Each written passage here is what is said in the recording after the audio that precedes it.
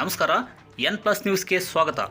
ಸಾರಿಗೆ ಬಸ್ ಮತ್ತು ಕಾರಿನ ನಡುವೆ ಭೀಕರ ಅಪಘಾತ ನಡೆದು ಕಾರಿನಲ್ಲಿದ್ದ ಒಂದೇ ಕುಟುಂಬದ 4 ಸಾವನ್ನಪ್ಪಿದ ಘಟನೆ ಇಂದು ಮುಂಜಾನೆ ಗದಗ ಜಿಲ್ಲೆಯ ನರಗುಂದ ತಾಲೂಕಿನ ಕೊಣ್ಣೂರು ಗ್ರಾಮದ ಹೊರವಲಯದಲ್ಲಿ ನಡೆದಿದೆ.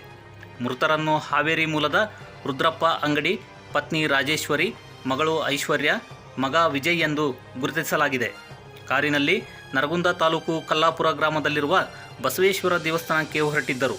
ಇತ್ತ ಇಳಕಲ್ನಿಂದ ಹುಬ್ಬಳ್ಳಿ ಕಡೆಗೆ ಹೊರಟಿದ್ದ ಸಾರಿಗೆ ಬಸ್ ಡಿಕ್ಕಿ ಹೊಡೆದಿದೆ. ಸ್ಥಳಕ್ಕೆ ನರಗುಂದ ಪೊಲೀಸರು ಭೇಟಿ ನೀಡಿ ಪರಿಶೀಲನೆ ನಡೆಸಿದ್ದಾರೆ. ಈ ಕುರಿತು ನರಗುಂದ ಪೊಲೀಸ್ ಠಾಣೆಯ ವ್ಯಾಪ್ತಿಯಲ್ಲಿ ಪ್ರಕರಣ ದಾಖಲಾಗಿದೆ. N+ news, Lakshmeshwar.